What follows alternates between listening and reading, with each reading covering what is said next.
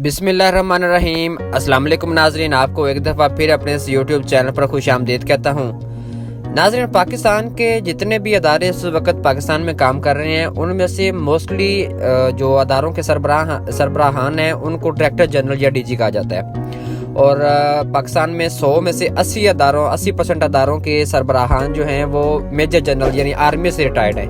अब उनकी different designations हो सकती हैं, कैप्टन रिटायर्ड हो सकते हैं, मेजर रिटायर्ड हो सकते हैं, मेजर जनरल, कर्नल, इस तरह की डेजिग्नेशन से जो रिटायर्ड होते हैं उनको पाकिस्तान का अदारा सौंप दिया जाता है। और इसका मकसद ये होता है कि जो आर्मी का जो बैकग्राउंड होता है वो अदारे को एक अच्छे तरीके से और अदारे में करप्शन ना करके और यानी बेहतर तरीके में चलाया जा सकता है जब आप किसी एक आर्मी रिटायर्ड के हवाले अपने अदारा कर देते हैं। मैं आज बात करने जा रहा हूँ ISI, जो पाकिस्तान की सबसे बड़ी इंटेलिजेंस सर्विस है, जिसको इंटर सर्विसेज इंटेलिजेंस कहते हैं, ISI। और जो IB यानी इंटेलिजेंस ब्यूरो, मिलिट्री इंटेलिजेंस, इन सारों से बढ़ के है उसके डायरेक्टर जनरल की यानी उसके DG की।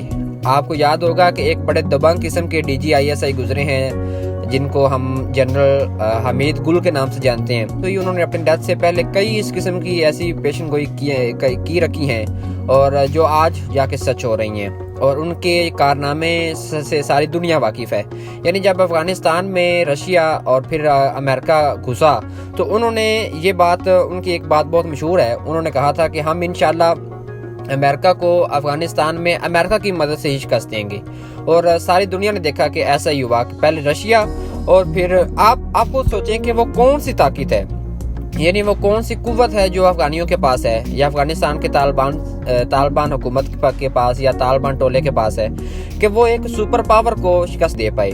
इसकी और बड़ी जियोग्राफिकल वजूहात भी हैं, लेकिन इसमें एक बड़ी वजह, और इसमें यकीनन उन लोगों का अल्लाह ताला पे यकीन भी है और अल्लाह ताला के हुक्म पर जिहाद करना भी इसमें शामिल है। लेकिन इसका एक बड़ा अंसर जिसको नज़रअंदाज नहीं कर सकते वो ISI की मुकम्मल सपोर्ट है।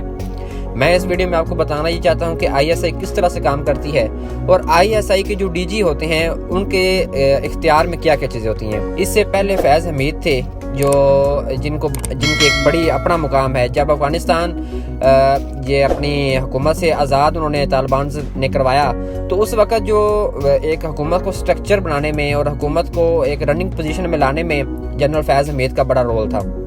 वो पाकिस्तान से ज़्यादा अफगानिस्तान में रहते थे और एक पूरी बॉडी और हायरार्की बनाने में उन्होंने बड़ा रोल प्ले किया।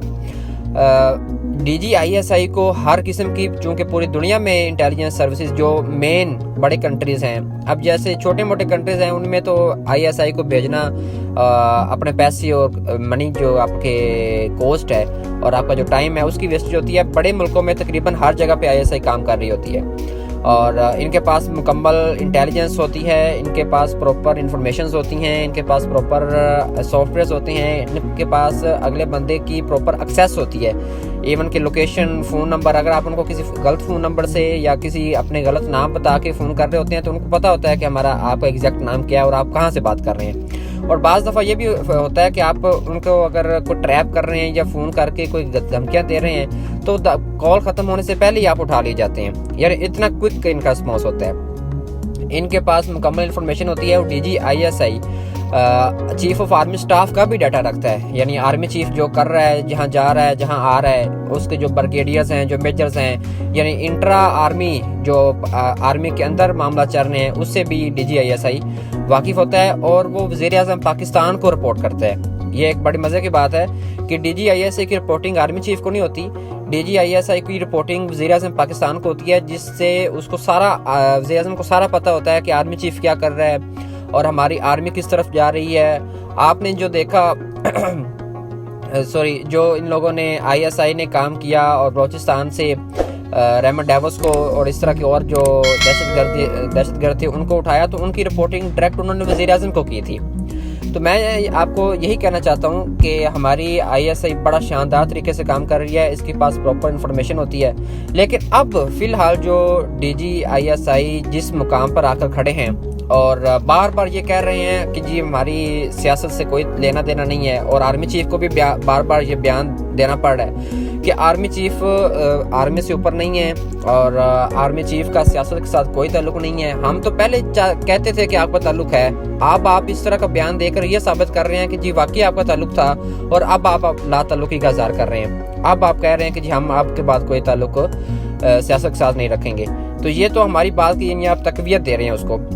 और फिर DGISI ने और DGISPI दोनों ने प्रेस कॉन्फ्रेंस की और इमरान खान के ऊपर ही ज़्यादा उन्होंने तनकीद की और फिर साथ ये भी कहते रहे कि ये सियासत के साथ कोई ताल्लुक नहीं है। तो मैं ये सिर्फ कहना चाहता हूँ कि ISI को बहुत बड़े चैलेंजेस का सामना है। पूरी दुनिया में दुनिया की नंबर 1 इंटेलिजेंस एजेंसी ऐसी नहीं बन जाती। जब आपके सरबराह ISI के सरबराह जब इस तरह की एक्टिविटीज़ में शामिल हो जाएंगे, पॉलिटिक्स में आ जाएंगे, तो यकीनन उनकी कारकर्दगी में, उनकी परफॉर्मेंस में फ़र्क आएगा। आप अपने काम से काम रखें, अल्लाह ताला आपको मज़ीद तरक्की दे। आप नंबर 1 इंटेलिजेंस एजेंसी हैं और इंशाल्लाह आगे भी रहेंगे। आपका सियासत के साथ वाकई ताल्लुक नहीं है। और मैं सिर्फ इस वीडियो में बताना ये चाहता था कि वज़ीर-ए-आज़म को उन चीज़ों का पता होता है कि जो शायद आर्मी चीफ को भी पता ना हो। तो इसलिए वज़ीर-ए-आज़म इमरान खान से थोड़ी देर बच के रहें, क्योंकि उनको DGISI ने कुछ ऐसे राज भी दिए होंगे यकीनन जो शायद आर्मी चीफ को भी आइडिया ना हो। मज़ीद इस तरह इन्फॉर्मेटिव वीडियो जानने के लिए हमारे चैनल को सब्सक्राइब करें, बेल के आइकन को लाजमी क्लिक करें ताकि इस तरह इन्फॉर्मेटिव वीडियोज़ आपको बार वक्त मिल सकें। शुक्रिया।